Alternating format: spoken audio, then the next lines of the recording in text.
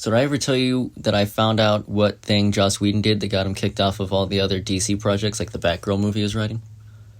No. Because I had heard that he'd done stuff, and my wife was like, I bet he, like, came on to her. I was like, I don't think he came on to her. I don't think he's that type of guy. Apparently, the rumor part is which scene it was, and apparently it's the Flash falls down and motorboats Wonder Woman's breasts part. That would have been my guess. Apparently Gal Gadot didn't want to film the scene, and Joss Whedon followed her into her room, locked the door, yelled at her and said, "You're going to shoot this scene. Do you know who I am?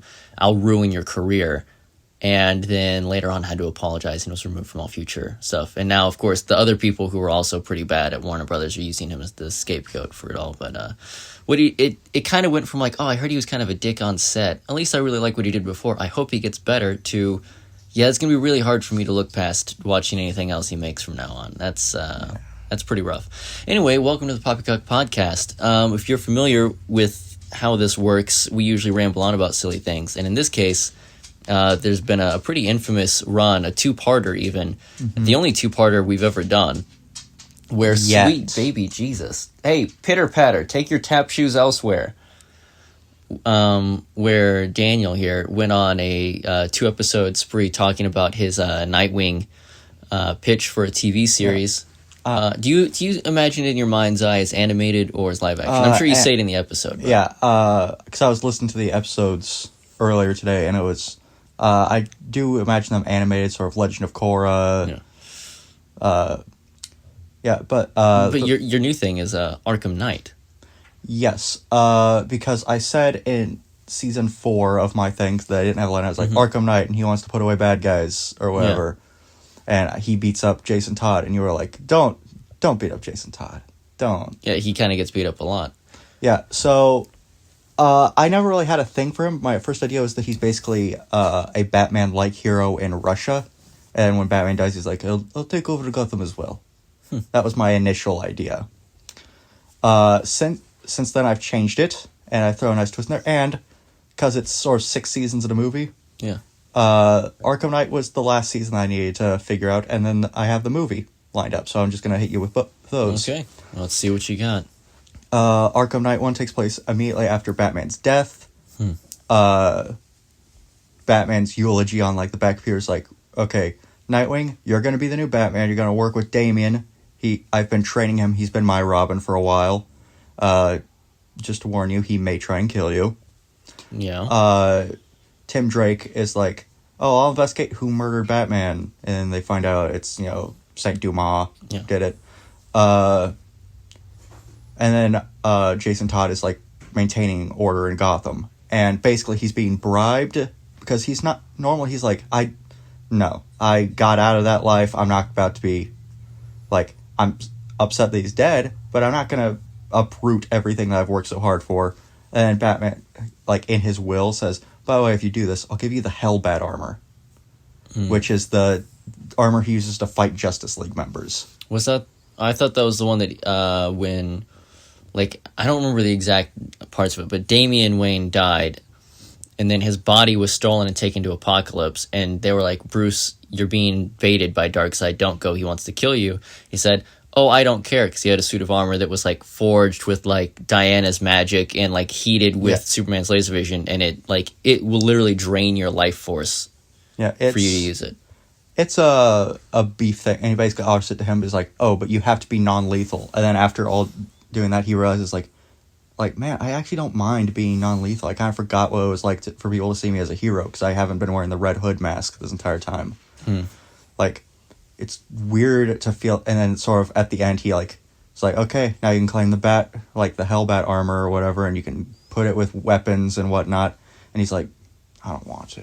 And he kind of realizes that, like, he just wanted to kind of, like, hear that it was okay to come back as Robin. Yeah. And there's a whole growth segment, and it gives you the feels. Also, instead of it being Batman saying, here are the rules, follow them, it's like, you don't have to follow the rules. I know that you'll do what's right, and I think that's probably the thing that Jason Todd and he's like, here. Like, hey, the Hellbat armor, you can install guns on it, or you can leave it in the non-lethal mode that I have it in default, and you can go on. And it ends with, like, sort of, I'm proud of you. Video ends, and you're just like, and it would be emotional. But in sort of the Battle of the Cowl or whatever, it was like... Yeah. Battle of the Bat is kind of what I'll call it as. Basically, a whole bunch of different Batmen start showing up trying to be Batman, which is kind of what happened when Superman died with Cyborg Superman. It was like Steel and Eradicator and Superboy. It's like that, except this one is done differently. As letters go out to all of them, it's like, hey, meet me at Arkham Asylum. We're going to talk this out. Who gets to be Batman? And all the letters go out from the Arkham Knight, who looks very similar to what he does in the video game. Yeah, where he's, kind of militaristic, and he's, it's like, all right. So to avoid confusion, because we all call ourselves Batman, let's address the fact, because I know all of your secret identities, and we're just going to get this all out there. Batman Year 3000 is one of them. How? Well, it's like a Cadmus clone of Bruce Wayne. Oh, okay. And he is, funded, and it's like, see, this guy is actually just Batman. Like, he is genetically Batman. Dick Grayson there, he is the one who Batman chose to be Batman. And then you have Azrael, and he's like, this guy has, a foolproof plan and has an army of people that could help him be Batman. So it would be more than just one guy. Yeah. And Arkham Knight's like, but here's why it should be me. I'm immortal. I cannot die. I have been alive since, my memory stretches back to the 1700s, but I keep sectioning it off periodically, because apparently every time he has, he experiences something horrific, he kind of blocks it out, with a cybernetic implant thing. And he's like, yeah, I don't want to deal with that. I don't even remember what my real name is. So I kind of just took Batman as he was kind of what I wanted to be. And it was like, so now he's like, I am capable of being Batman, and we won't have to deal with another, Gotham City riot in the wake of Batman, sort of Saint Dumas thing, because I can't die. And I want it to be where GCPD actually got torn down in the riots following Batman's death, to kind of insinuate, that is kind of a good point. And you're not really sure who is rightfully, because one of them is genetically Batman, one of them was picked by Batman, another one is, the best equipped to be Batman. And there's other ones, and Arkham Knight's whole thing is, this, look, this is going to be, regardless of, if it becomes one of you guys, I'm just going to have this conversation again in, 100 years with the next round of Batman. At the very least, I think... So he's more of a if and more of a when. Yes, and I kind of want it to be where each Batman sort of is able to pick apart each other's philosophy. And then it eventually comes down to, no, I'm not going to let someone else be Batman. I know what I should be. I'm going to be Batman. And so Arkham Knight's like, all right, then let's lay out the rules. We have to try and keep Gotham in the same amount of pieces as it is. They list out, here's what we want. Here's the common ground that we all, can agree upon. We need to keep Gotham citizens safe. We need to limit crime. We need to make sure Batman's name isn't tarnished, as we're all pretty pro-Batman here. And it's all, and as they start, as the episodes sort of go on, and they're kind of, competing to see who can be the best Batman, essentially, as they're kind of doing things, they kind of are criticizing each other kind of in the wake of every time they work together. It's Batman wouldn't have, swooped in, he wouldn't have done that, he wouldn't have roped up people and hung them upside down or something like that, and they kind of debate what is Batman. You kind of get a nice meta narrative there. And then they kind of keep bringing up the fact that Arkham Knight really isn't competing in these, verbal debates, he's just kind of being himself, and it seems like every time, once in a while, you kind of see that he's kind of staring off and kind of getting almost PTSD for something. You're like, what's his deal? And eventually, Dick Grayson is able to, sort of level with him. It's like, dude, you're seeming kind of off here. You acting like you want to be Batman. You're living underneath Arkham Asylum. And it's and he takes off the mask, and you see that he's kind of this Aryan, kind of BJ Blazkowicz looking guy, but he's has scars across his face that are kind of healing. Looks like surgical stuff.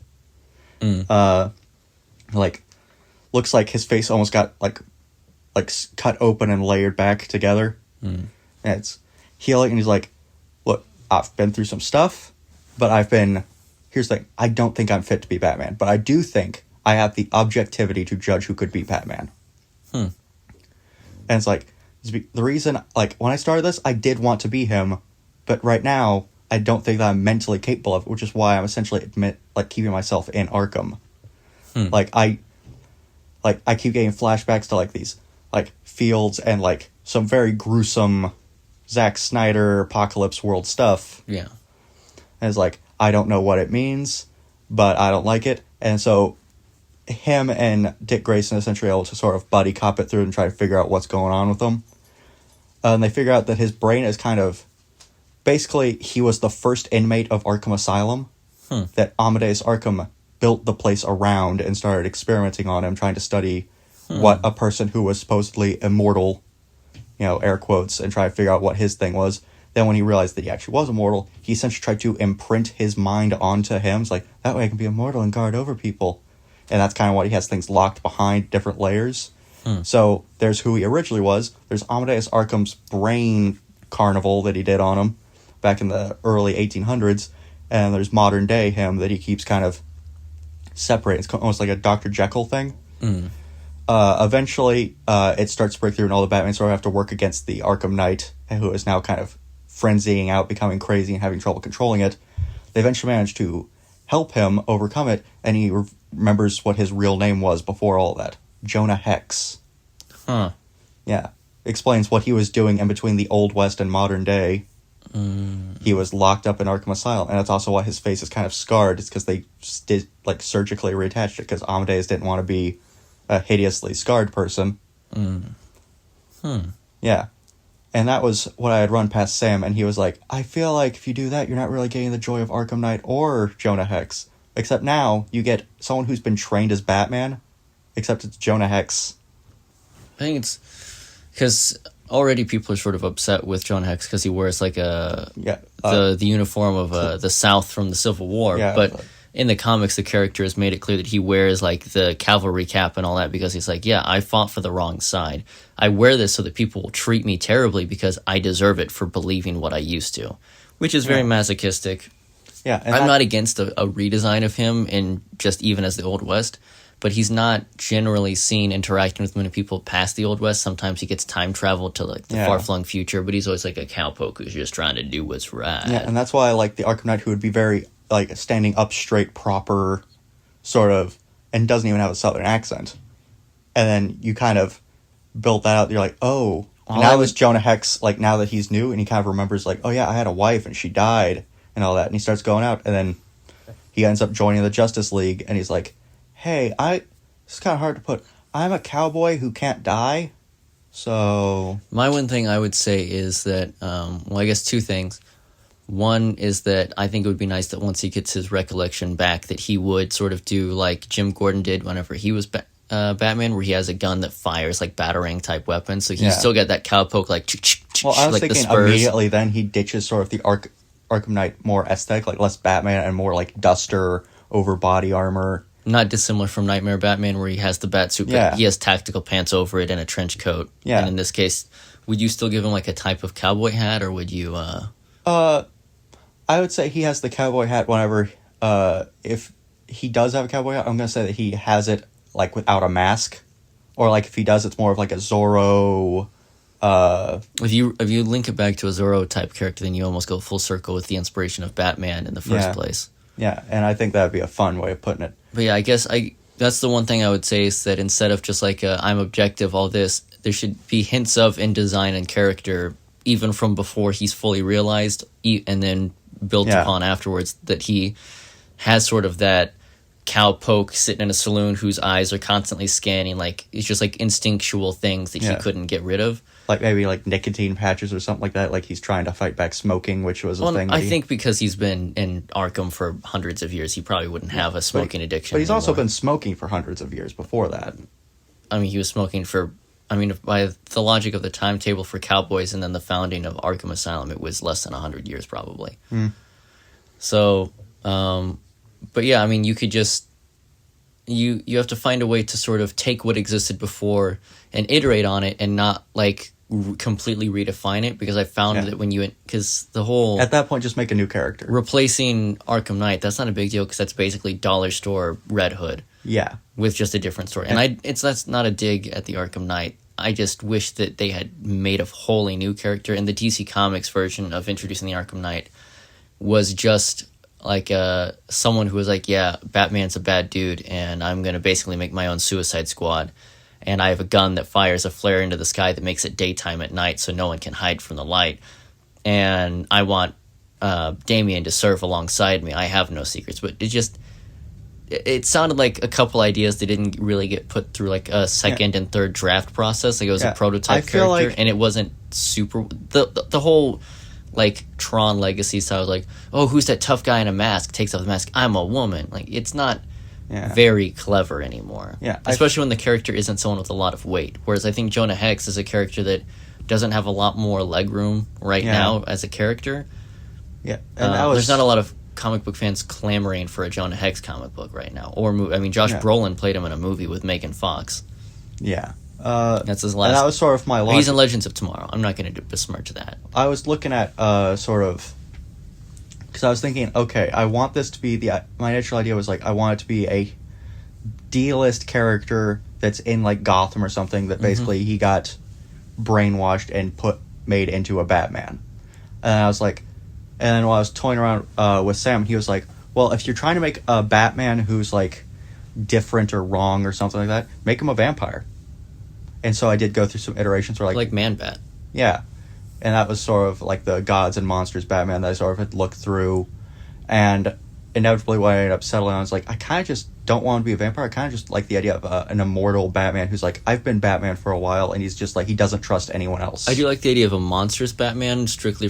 I think probably because of the Gods and Monsters animated film, but also I think the route you can go if you don't want to go with like, you know, the cheesiness of a vampire necessarily, you could take the route where someone was like being turned into a parademon or has another scarab type thing like Blue Beetle has, and they're just like, they look kind of spooky when they're doing their thing, like they have a trench coat and red goggles and a black outfit, and they're like, I want to help people, but I'm pretty terrifying. Yeah. And that was my initial idea for the philosophy of him, is I want it to be where he's just as capable as Batman, but he doesn't trust anyone.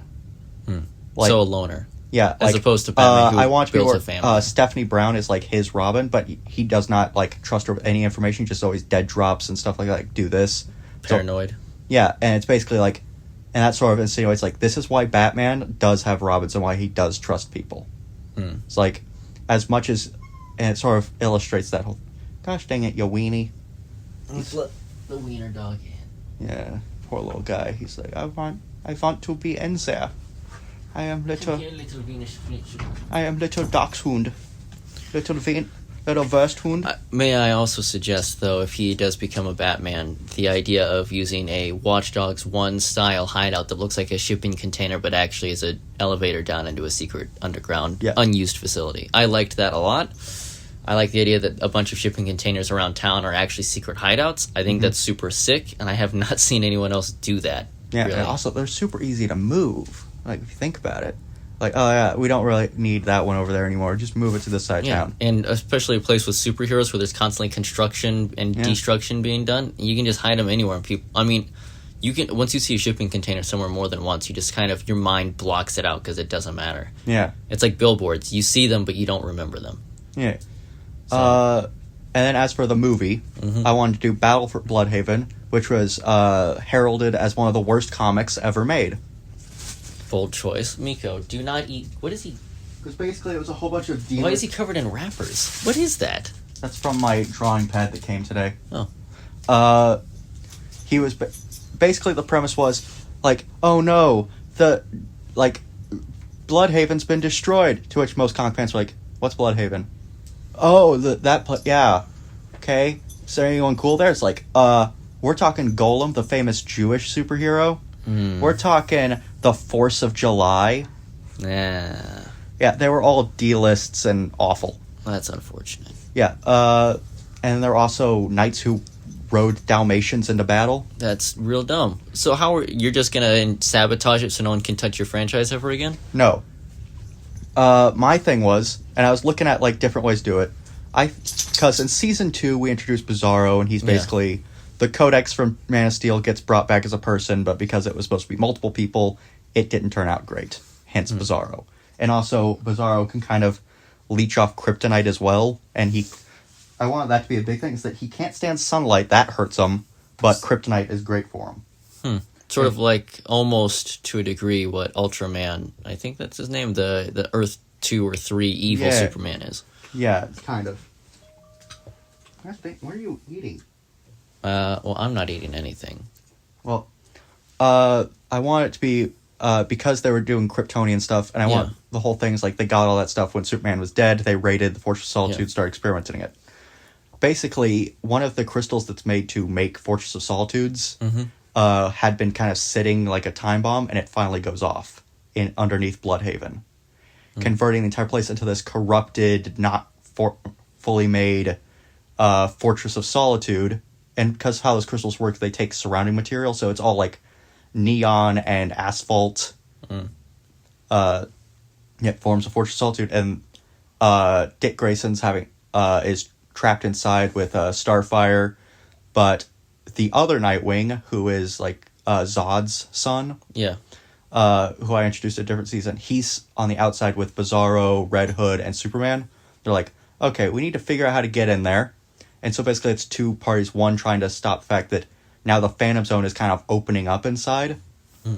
And so criminals are coming out. They don't have powers yet, but if they try and breach and break a hole in it, suddenly there'll be a whole bunch of superpowered supermen that are evil. Yeah, which is not great. Also, but if they leave them in there, all those people inside will die. I don't remember if I told you this, or maybe you mentioned in the previous episode, but that was filmed like months ago, so I don't remember.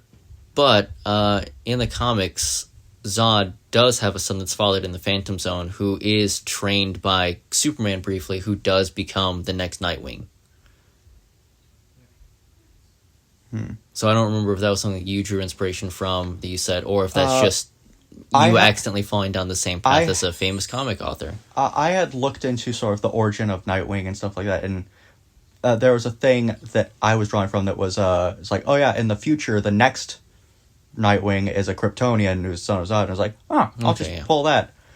I was unaware that it was like Kryptonian mythology, which if I were to try and retroactively try and fit that in, I would say that it was like whenever he was graduating from the Titans and Superman's doing the whole thing, and that's when Starfire's like, I'm going to go to my planet and stuff. Basically, he's talking about like he kind of sits down with Superman and is like, should I keep hanging out with Batman? Should I try and do my own thing? And he tells him the story of Nightwing as this like hero who kind of took risks. It's also almost like an unintentional middle finger towards Bruce. Like, yeah, my next superhero name, I picked it from Superman. That guy who's always optimistic and bugs you. Yeah, and it's like it's not the sole reason for it, but it is it's like he couldn't bring this to Bruce because, Bruce would probably say, well, whatever you do, well, I'm sure you'll do the right thing, which is not helpful. If you just stay here as Robin, you wouldn't have these problems. Just do what I say. Listen to your heart. That's the worst. I don't think Bruce would ever say, listen to your heart. I think he'd just be like, these are the hard risks you take when you become Robin. He'd say, if you're not ready for it, then you should find a new I'm life. indifferent, and then after he makes his decision, be like, I'm proud of you. And be like, gosh, stop it. Stop acting like this. But as it goes through all that, Superman and Zod, Nightwing, really have to come up with Zodwing. He is like fighting. He's like going through, and he's like they're both kind of having to fight stuff. And eventually, when Superman's kind of down for the count, as like kryptonite sort of around there, Bizarro's doing his best to eat it up, like get rid of it, consume it, just like get it away from them. But as he's down, you see Nightwing, Superman kind of go over and does like the solar burst, which was a power they added for him. As and he gives his power to like Superman's like, look, I know how to fight without powers, but you need them. Yeah, because you're dying. Yeah, and you're Superman. That's actually something in the comics they touched on, that John, his son, was developing powers really quickly, and he didn't know how to control it. And in the future, it was from a potential future anyway, that John would lose control one day in Metropolis and actually level Metropolis with like essentially a solar bomb.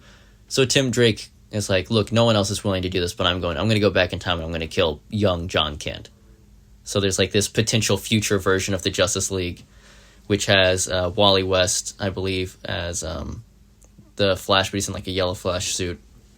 You have Connor Kent, who's Superman in that version, and I want to say it's Artemis that becomes the Wonder Woman of that, but it could have been Donna Troy. And they come back and they're like, hey, whatever. And Superman immediately sees Connor Kent and he's like, look, I don't know who you are because you're from a different continuity at this point.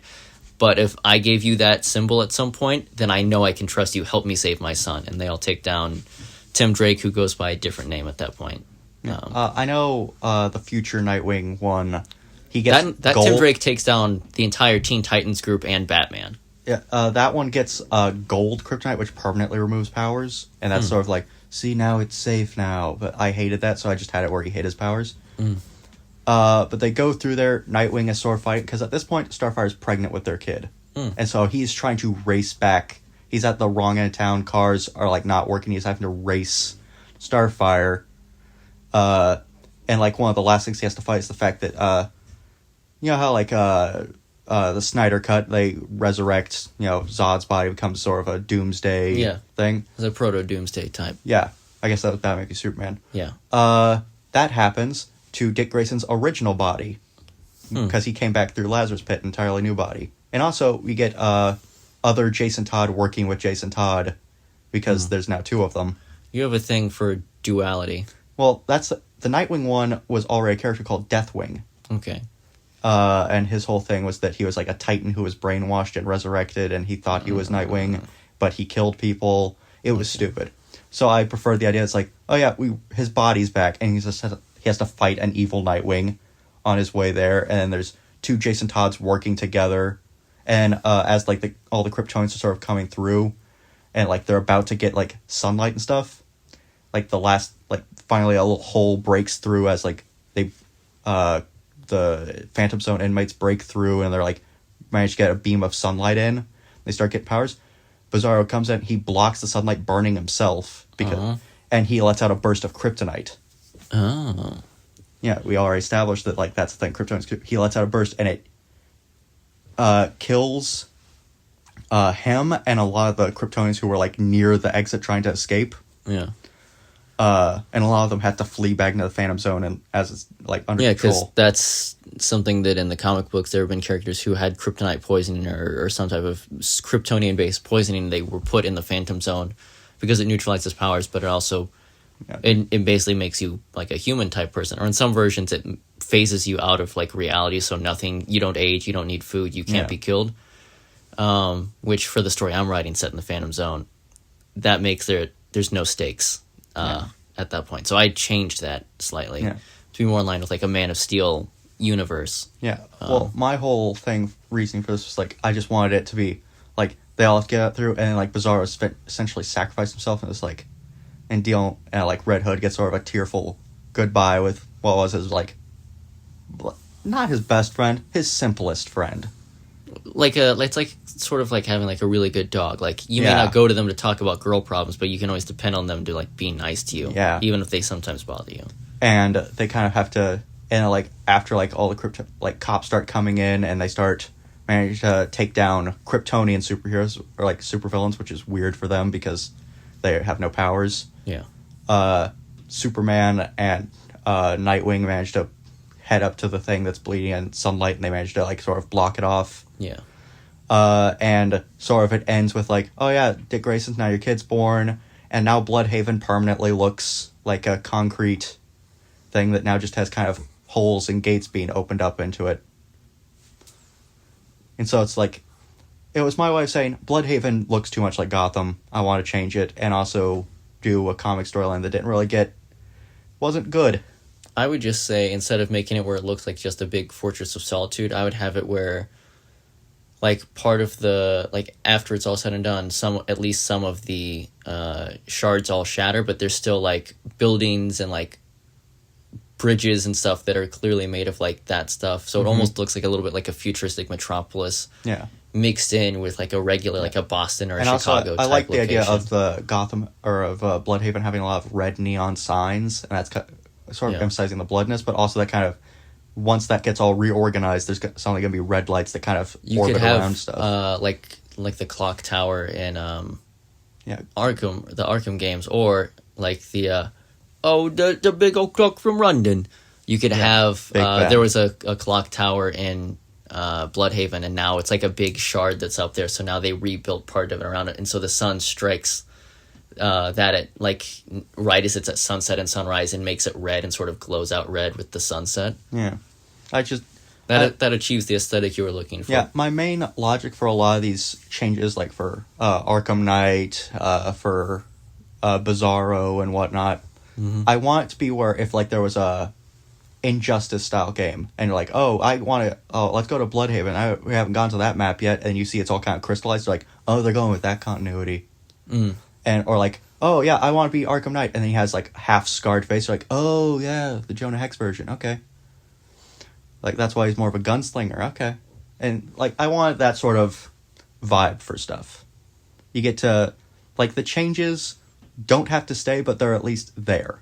Yeah, and also, and that's the best part about reason I made a Nightwing story was that, doesn't matter if you screw it up. Most people don't care about Bloodhaven and Jonah Hex, and Nightwing only matters when he shows up in a Batman story. So if you do something good with it, it elevates the character. But if you do something people don't like, it doesn't change much about the universe. And I waited until I was like a couple seasons in to be like, okay, now let's deal with the death of Batman. Because you can't deal with that in a Batman story without people being like, Batman wasn't even in it.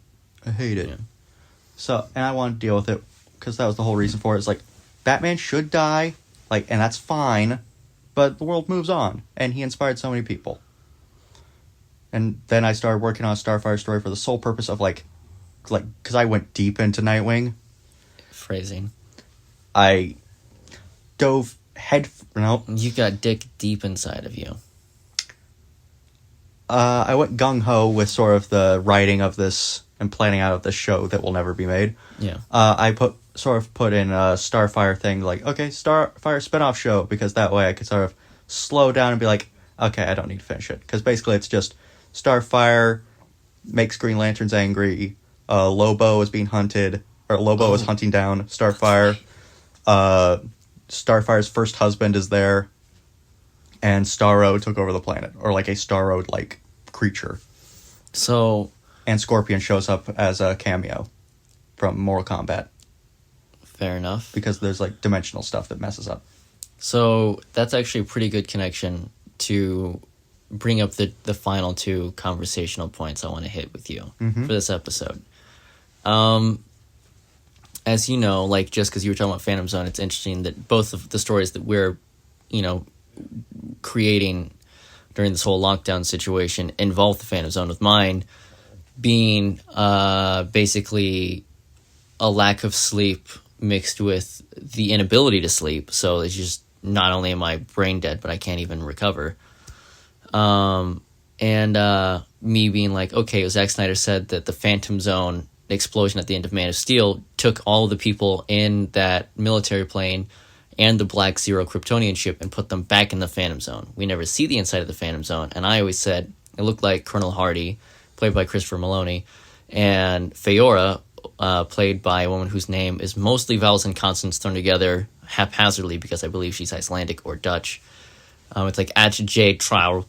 So I'm just calling her Feora.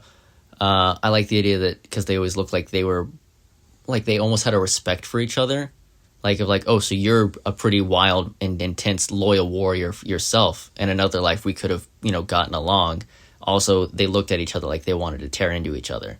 So, in this story, they've had to survive since that point, so about 10 years in the Phantom Zone. And they have, like, the humans and Kryptonians, some of them, have sort of worked together, and it's sort of their... It's a story that shows their survival and then eventual escape of the Phantom Zone, and touches on the first Doomsday that apparently destroyed that destroyed moon that you see in Man of Steel. He was called the Ultimate. He's the true Doomsday. That follows the more canonical story of the cloned and killed and cloned and killed and cloned and killed until nothing could kill Doomsday type of storyline. Brings in characters, and if I'm doing it in a way, my logic is that even though it'll never be a movie, if I walked up and I handed this to Zack Snyder and Warner Brothers wasn't a bag of dicks and they were actually going to continue making movies that fans are asking for, that they could be like, yeah, this perfectly fits within our universe and does some cool things, so we can just make this. We don't even have to tweak it. Like, we might pump up the script a little, we might add another set piece, but we can do this. This is not a problem. We like all these actors and characters. this is a no-brainer. And it's not even that big of a budget. So I just think it's interesting that both that happened. And I don't want to give away the finer points because I am going to write it. I am going to put it on our website. But the final thing I want to say is there are 2 movies that are being talked about right now. One of them I think is a great idea because it would both make people happy, mad, and be just a meme machine. And the other one, I don't normally take joy in the suffering of others, but this is a crossover of something that someone loves and someone hates, bound in an unholy matrimony. So the first thing is people are saying that Jared Leto's Joker should get a Zack Snyder directed movie. Yes. Which they're both so divisive in their own right that together, it sounds fantastic to me. Yeah. It would be a meme machine. Yeah. I mean, Jared Leto improv that we live in a society thing, and Zach was like, I don't get it. He's like, trust me, the fans are gonna love it. And fans were like, oh, he said the thing from the meme. And it was pretty well received. He was also very likable. Well, I don't want to say likable, but he did a very good job performing in Zack Snyder's Justice League. Yeah. Obviously, the Joker is not a very likable character. Yeah, and it had some amazing dialogue. Great dialogue, great acting. Scene that they did at the end. Fantastic. It's crazy that neither one of those actors was actually ever on set with the other one. Yeah. They had great chemistry despite it. That's the mark of an incredible actor, if you ask me. Should probably be the standard if Amber Heard keeps working. They'd probably just keep her away from other people. Yeah. It's just like, oh no, it's been 5 years. Corona's been gone. We just want to be safe. You might still have it. Just stay on this island. We'll airdrop you some more water. It definitely won't be poisoned this time. That was a total mix-up. Our bad. What do you mean? No, our company has nothing to do with... The name Captain Jack Delivery has nothing to do with your ex-husband, I swear. But the final thing is that people are saying there should be a Lobo movie directed by Michael Bay. And I know you love Lobo and hate Michael Bay.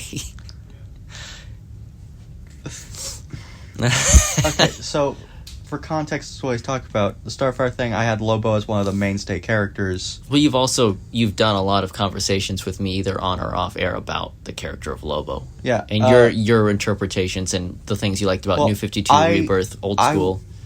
He's also great in Krypton. Yeah, which I haven't seen that yet, but that and the Doomsday episode. The Doomsday episode alone is strong enough to stand on its own. But my whole thing for it was I wanted to take Lobo, who was very much like Jonah Hex, where it's like a character who probably doesn't have a whole lot of place in the woke verse that we find ourselves in. Yeah, Southern Civil War soldier. Yeah, whereas he was like a biker who was like hated Superman. Yeah. Apparently he's in the new Man of Tomorrow animated series, or Superman, I don't remember. It's a new one where it's a new animated movie where Zachary Quinto's Lex Luthor. Yeah, but my whole shtick for him was I wanted to have the abilities of Doom Guy with the personality of Bill Burr, and that was like my way of revamping. Yeah.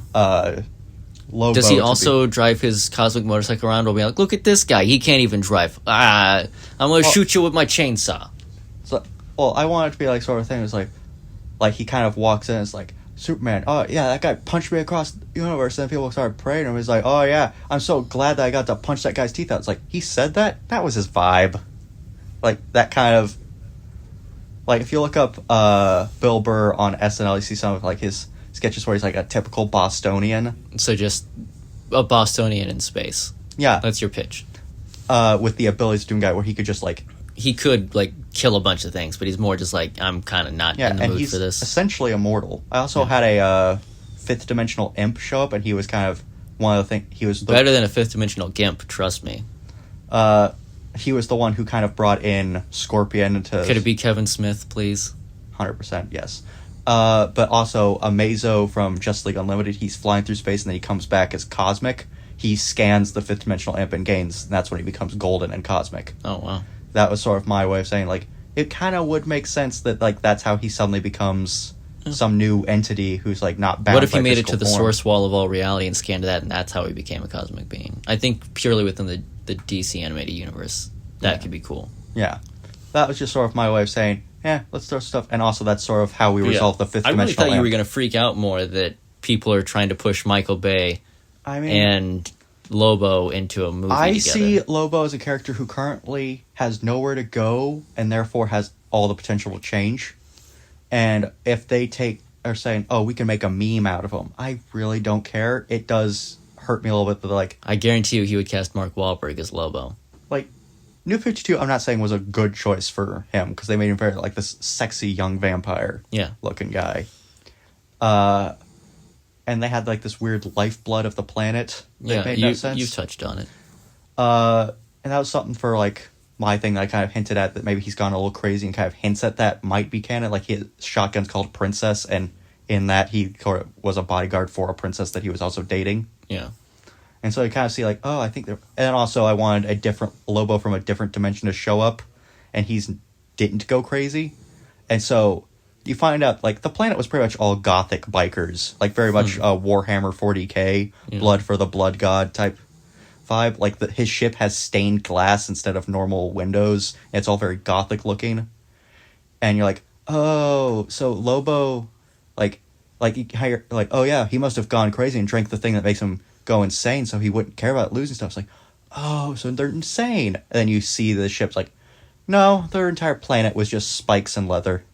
It's like a whole planet of Hot Topic. Yeah.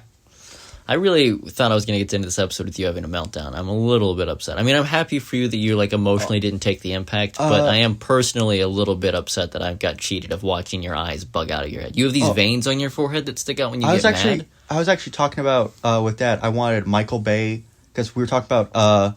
to retire. No, a movie pitch idea that I actually thought he would be perfect for. Suicide Squad. Then they would all be like teens. Yeah, no, never mind. Let him do Teen Titans. You'd love that. Yeah. I just really connected with Deathstroke and his obsession with the Teen Titans. Yeah. The premise was basically Red Dawn, where it's like, enemies invade, martial law, and people have to come together. Basically, it's a whole bunch of veterans that were like crippled and homeless, and they all kind of band together. It's like, screw this. Like the people on the outskirts of society that like no one thought to worry about because they weren't a threat. Well, they're the ones fighting back. Well, I know. So it's basically like... it's just there's a lot of homeless and like incarcerated and that veterans. Was sort of our... Because me and Dad were talking about, like, he said if he was, like, Oprah rich or something like that, like, he would be, like, going up to homeless veterans and be like, all right, so let's figure out how you ended up like this, and let's get you a job and on your feet and get your confidence back. And, like, you're saying, like, he would do that periodically, like, once a week or once a month, he would go out and be like, all right, let's look for another one and try and help him out. And I was like, that would be an amazing premise for a movie. It's like, it's just a whole bunch of them kind of banding together. That's almost what happened for part of The Predator. The only problem, it was also stuck in a movie with aliens and an autistic kid that could control alien technology because his mind wasn't broken. It was just more advanced. Did you realize autistic is just like your inability, like you're just more sensitive to like input? I don't remember what specifically it was. I think it was either autism or Asperger's. I don't remember which combination. I have both, so I can tell you, neither makes sense. Well, I'm a big fan of Shane Black, but that was a bad movie. Yeah. I even like Iron Man 3. That's the big... Anyway, I'm going to get curtailed off of this. Anyway, I'm just surprised you didn't pop off Red Lantern style about... If you had said, it's like, oh, did you hear? Amy Schumer's going to be like the lead. Then I would have lost my mind. So Michael Bay is producing a Nightwing movie, and Amy Schumer is going to play Starfire. I would beat you to death with your own face. Aww.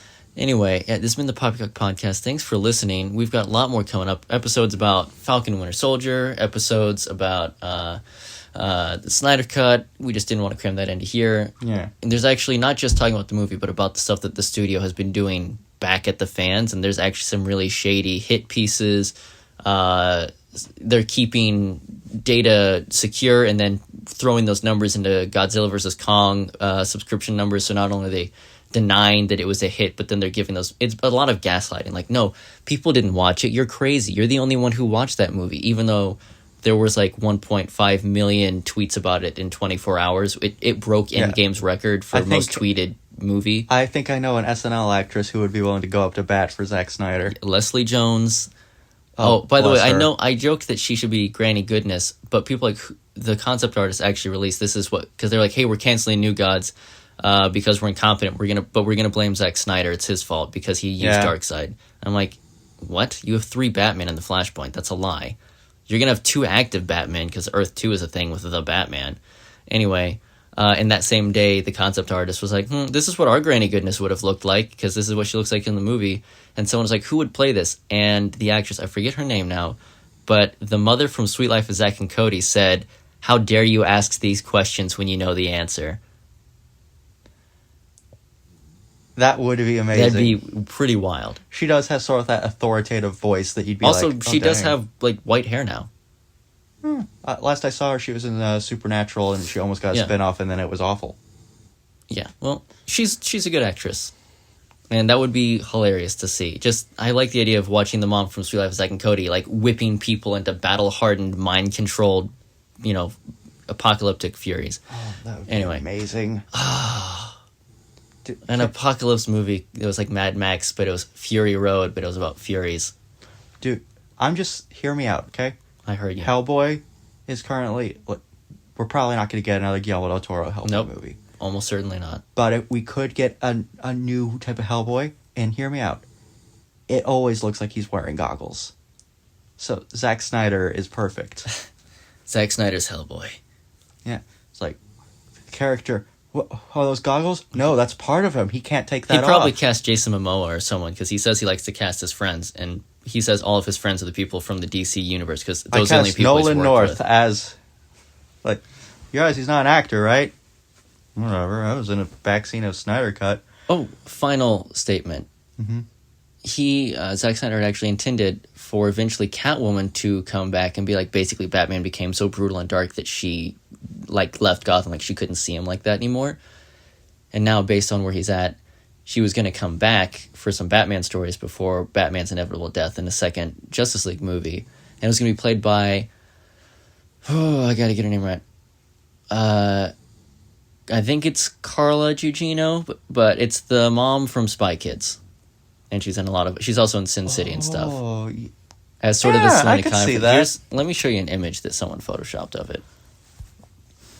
Boom. Oh, dang. Yeah, they look good together. Yeah, that does look like a power couple, I'll give you that. Yeah, no, you don't mess with either one of those Especially two. Since the image was in black and white. And she, of course, played Silk Spectre the first in Watchmen.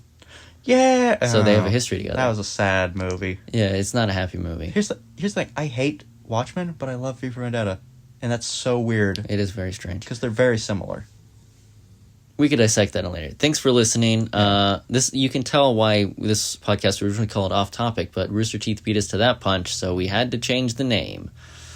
I just didn't want to have to fight that viewership rate. The Rooster Teeth community is pretty rabid, and you're really not going to ever get bigger numbers than them. Yeah. As a final note, it occurred to me late at night when I was sleep deprived. If you think about it, turtles, from a evolutionary standpoint, they have not evolved for quite some time. Everyone else has. If they die from choking on our trash bags, really, they have only themselves to blame. Well, I'm sure Aquaman would disagree. Thanks for listening. We'll be back with more episodes soon.